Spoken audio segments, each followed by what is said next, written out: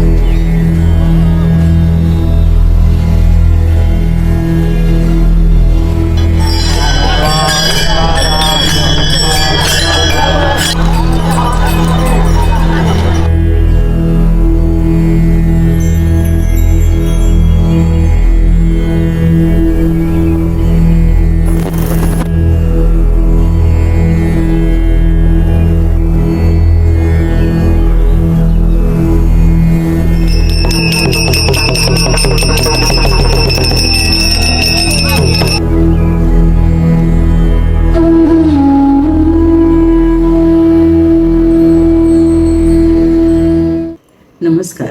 शब्द संस्कृती या चॅनेलमध्ये आपल्या सर्वांचं स्वागत आहे.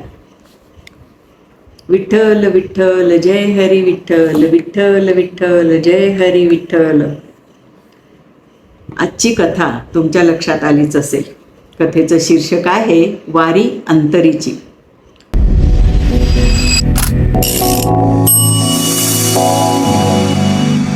टाळ मृदुंगांच्या निनादाने आसमंत दुमदुमला होता. ज्ञानोबा तुकाराम ज्ञानोबा तुकारामच्या अखंड गजरात वारकऱ्यांचा महासागर पंढरीच्या दिशेने संथपणे पुढे सरकत होता. कुणाच्या डोक्यावर तुळशी वृंदावन होतं, कुणाच्या हातामध्ये भगवा झेंडा होता, गळ्यामध्ये तुळशीची माळ, हातामध्ये टाळ मृदुंग. त्या भक्तिमय सागरात एक वृद्ध दाम्पत्य हरिनामात तल्लीन होऊन चालले होतं.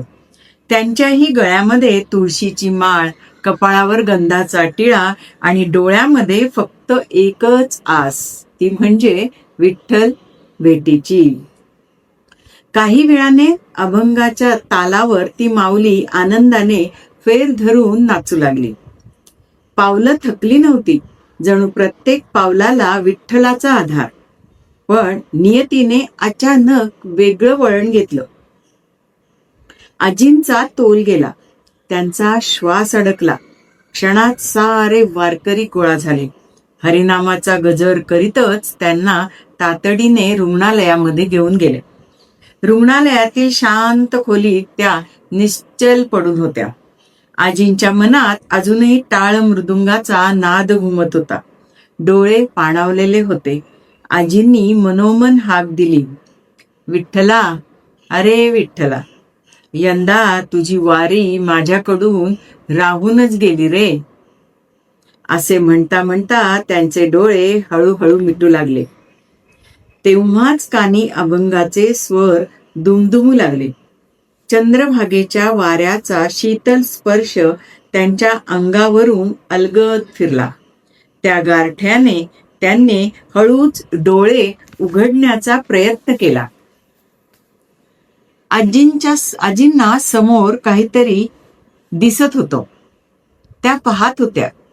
विटेवर करकटावरी घेऊन उभा असलेला सावळा विठुराया. ओठावर प्रसन्न हास्य, डोळ्यात वात्सल्य.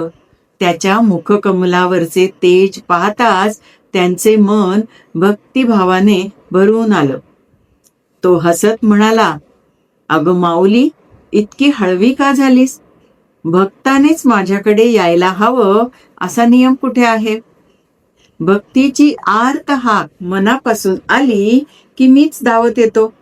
तुझे पाय इथे थांबले असतील, पण तुझं मन तर केव्हाच माझ्या पंढरीमध्ये पोहोचलं आहे.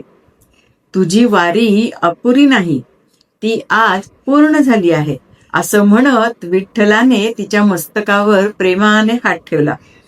तिचं सर्वांग शहारलं आणि विठ्ठल विठ्ठल जय हरी विठ्ठल, विठ्ठल विठ्ठल जय हरी विठ्ठल. त्यांनी अलगद डोळे उघडले. चेहऱ्यावर तृप्ती आणि समाधान दिसलं. ते पाहून क्षणभर डॉक्टर्स सुद्धा स्तब्ध झाले. म्हणाले, हे तर वैद्यकीय शास्त्राच्या पलीकडची गोष्ट. पण त्या भक्त माऊलीलाच ठाऊक होतं, तो चमत्कार नव्हता, तर तो विठ्ठलाच्या कृपेचा साक्षात्कार होता. वारी म्हणजे केवळ पंढरपूर पर्यंतचा प्रवास नव्हे, ती मनातून विठ्ठलापर्यंत पोहोचण्याची वाट आहे. देह कधीतरी थकतो, पावलं थांबतात, पण भक्तीचा प्रवास कधी थांबत नाही. जिथे अखंड हरिनामाचा नाद असतो तिथेच पंढरी फुलते, आणि जिथे निर्मळ भक्ती नांदते तिथे विठ्ठल भक्ताची वाट पाहत असतो. हेच मला या कथेमधून सुचवायचं होतं. पुंडलिक वरदा हरी विठ्ठल, श्री ज्ञानदेव तुकाराम, पंढरीनाथ महाराज की जय. धन्यवाद.